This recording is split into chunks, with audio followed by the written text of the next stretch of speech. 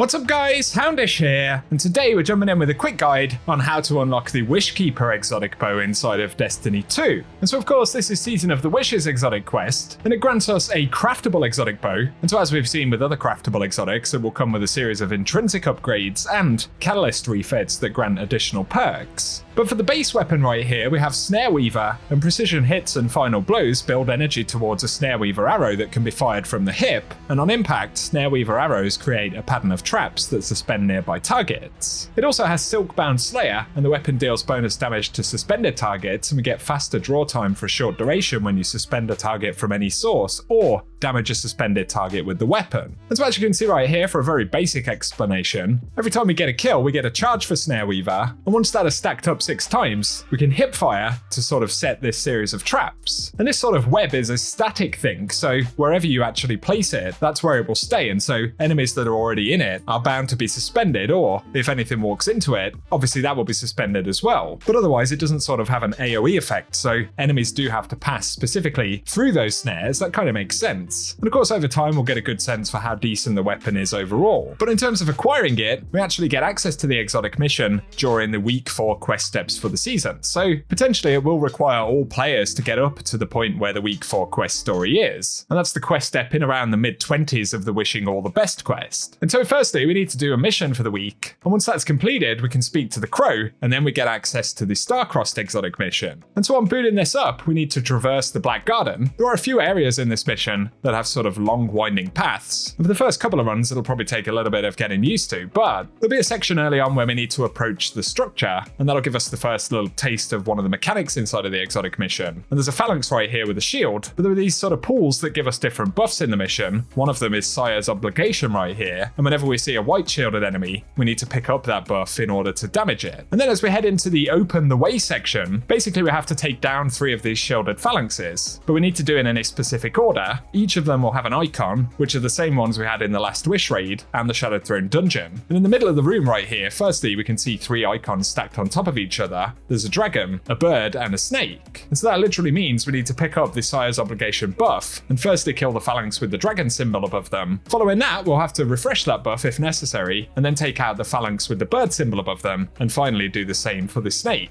I'm assuming that order can potentially change each time we run the mission, but the 3 icons will be displayed in the center of the room. And once that section's done, we'll end up in an area where we need to traverse the garden once again, and this will show us a new buff, which is Dam's Gift. And when we have this buff, it basically enables us to pass through the areas that have these sort of yellow shield effects in various doorways. So while we have Dam's Gift, we're able to pass through them, and that'll be a key mechanic for this next area. And as we can see in this room, next to the portal, there are 3 of these sort of orange diamonds, and it says we need to access the transit mechanism. And to do this, from the center room, there'll be 3 different paths that we need to take. And as you can see, we're going to need the Dam's Gift buff once again, and there's a pool for that in the middle of the room. And it's literally a case of killing 3 different sets of Vex, and ultimately taking out the Wyvern in each group. And once that enemy's down, we're able to go ahead and imbue the paracausal energy on the node which is sort of shielded until that enemy is killed. So each time you clear a room, there'll be a route back out that heads into the middle area once again. And it's essentially a case of working around this zone, picking up the Dam's Gift buff, and taking out the 3 different groups of Vex. Once all 3 groups have been destroyed though,